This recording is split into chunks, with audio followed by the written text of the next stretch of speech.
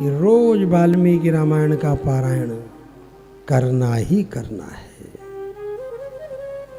श्रीमद् वाल्मीकि रामायण का पारायण करने से काव्य को समझने की भी मेधा विकसित होती है और काव्य को पढ़ने की भी और काव्य रचना करने की भी। काव्य रचना का सामर्थ्य श्रीमद् वाल्मीकि रामायण के पारायण से आ जाता है।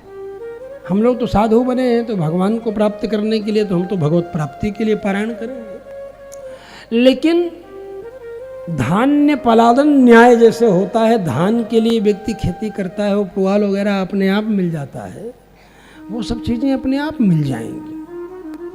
लेकिन हमें नियमित रूप से गायत्री मंत्र का भाष्य है श्रीमद् वाल्मीकि रामायण, द्वय मंत्र का भाष्य है श्रीमद् वाल्मीकि रामायण, चाहे श्रीमन्नारायण चरणों शरणम प्रपद्ये को हो, चाहे श्रीमद् रामचंद्र चरणों शरणम प्रपद्ये को हो। इस द्वय मंत्र का भाष्य है वाल्मीकि रामायण। इसी का पारायण हम साधु बन गए, महात्मा बन गए तो ठाकुर जी के लिए बने। इसलिए हम लोग तो भगवान की प्राप्ति के लिए रामायण की पारायण भावना रखनी है। और चतुरंग अगर कर लिया, मतलब 108 पारायण यदि हम वाल्मीकि रामायण का कर लेंगे तो ऐसा आचार्यों ने कहा है कि भगवान अवश्य प्राप्त होते हैं, निश्चय ही भगवान मिलते हैं। हम 108 पारायण कर ले वाल्मीकि रामायण का। पूज्य हरिनाम दास जी वेदांती जी हमारे अयोध्या में बड़े उच्च कोटि के संत थे। श्रीमान तो दर्शन किए हो, खूब किए। तो हम लोग भी दर्शन करते थे। मतलब उस समय एकदम काली झकाझक दाढ़ी थी। 70-71 में जाओ, 72 में जाते थे तो देखते थे।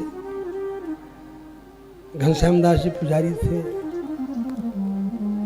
राम वल्लभा कुंज में, और प्रेम शंकर दास जी भी थे जो अभी महान जी हैं।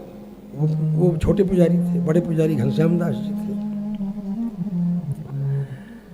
जैसे मित्रता हो जाए ऐसे हमारे जानकी वल्लभ सरकार से मित्रता, जैसे बिना उनको देखे मन संत गोपाल जी के साथ हम लोग दर्शन करने के लिए शाम को 5 बजे निकल जाते थे। नियमित रूप से दर्शन करें, वहाँ भगवान का इत्र प्रसाद मिले और प्रसाद मिले, तीर्थ प्रसाद मिले, इत्र मिले। और घनश्याम दास जी पुजारी वो भगवान को पगड़ी बांधते इतने प्रत्यक्ष भगवान का अनुभव करते थे। पगड़ी बांधते नहीं बंधे फिर रोने लगे, फिर पगड़ी बांधे, ऐसे हाथ से श्रृंगार करते थे। और एक दिन तो पगड़ी बांध रहे थे, नहीं बंध रही थी, तब तक ठाकुर जी के आंख से आंसू आ गया। पट से घनश्याम दास जी रोक लिए, ऐसे लगा दी। और संयोग है, देखिए लक्षण होता है। और श्रृंगार कर रहे थे सवेरे, उसी रात्रि में चोरी हो गई। सारा आभूषण श्रृंगार सब भगवान का। ये तो गए वाराणसी, सारा श्रृंगार के बाद ही पट खुला भगवान का। तत्काल गए। जो बूढ़े लोग संत लोग हैं, लोग जानते होंगे, जो सुने, हाँ मालूम है ना आपको। ऐसे तो साधु हुए हैं हम ठाकुर जी के लिए। ठाकुर जी के लिए ही उनकी प्राप्ति कैसे हो? नियमित रूप से राम वल्लभा कुंज में न रह करके वहाँ जो बगिया है, जहाँ कुशोत्पाटनी अमावस्या को हम लोग कुश उखाड़ने के लिए जाते थे पीछे, वहीं हरिनाम दास जी वेदांती जी वहीं रहने लगे। और नियमित रूप से नवाह पारायण के क्रम से वाल्मीकि रामायण का पारायण प्रारंभ कर दिया उन्होंने। जब ये पारायण हम करने लगे नियमित रूप से कम 108 पारायण, उनके मन में संकल्प हो गया होगा कि अभी 108 तो 12 36 36 पाठ तो महीने में 3, 9 त्रिक 27, नवाह पारायण के नियम से महीने में 9 पाठ करेंगे, 27 पाठ होंगे। 3 पाठ बीच में भगवान का उत्सव करना और कुछ जो भी है समय लगा कर। तो इस तरह से क्रम नवाह पारायण का क्रम ले रखा था महाराज जी ने। अब मैं समझ रहा हूं इस समय, क्योंकि उस समय पीठाधीश्वर पर अभिषेक हो गया था, व्यस्तताएं भी कुछ बड़ी थी, उतना नहीं समझ पाते थे, समय नहीं मिल पाता था। लेकिन अब अनुभव होता है कि महाराज जी ने जैसे जिस अवस्था में मैं अभी इस समय चल रहा हूँ उसी अवस्था में वो चल रहे होंगे उस समय जब उन्होंने पारायण का नियम लिया। नवाह पारायण का नियम था महाराज जी का, हरनामदास जी का। तो उन मतलब महापुरुषों का जीवन देखने से लगा कि हाँ क्या है, ये सब कुछ है, इसका बिंदु विसर्ग मात्रा सब ये कह दिया कि ये प्रक्षेप है, वो प्रक्षेप है, इसमें कोई प्रक्षेप नहीं। ये पूर्ण ग्रंथ ही भगवान का स्वरूप है ठाकुर जी का। इसमें तो ठाकुर साधु हमारे तो और भी बढ़ा करके और भी उसको संजा करके श्रृंगार करके करते हैं, और तुम उसी में काटने लगोगे तो कैसे काम चलेगा।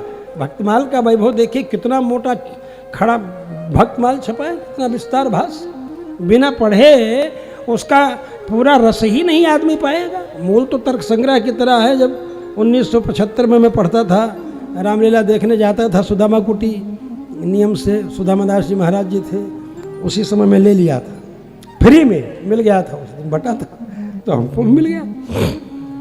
वो तो पुराना हो गया, पन्ना मुड़ जाता है, तिलक पेटी में मैं रखता हूँ, और वही उसी का उन संतों से महात्माओं से संगति कैसे हो, हमको इन संतन सो संगत, ये जो अनुभव किया लास्ट में उसके प्रार्थना दूसरे की, नाभादास जी का तो अलग विषय है। तो एक साथ श्रीपाद तीर्थ ले करके और उसको धारण कर लेने से सब आचार्यों का, वो तर्क संग्रह की तरह है, तो श्रीपाद लिया और चरण पादुका रखा और उसी को उसी में डाल रखा है, सिला के रख दिया, वो भी रख लिया। तो सारे आचार्यों का, सब लोगों का, बिना पक्षपात के अगर आचार्यों का वर्णन किया है तो पूज्य ब्रह्मा जी के अवतार नाभादास जी महाराज जी ने किया है।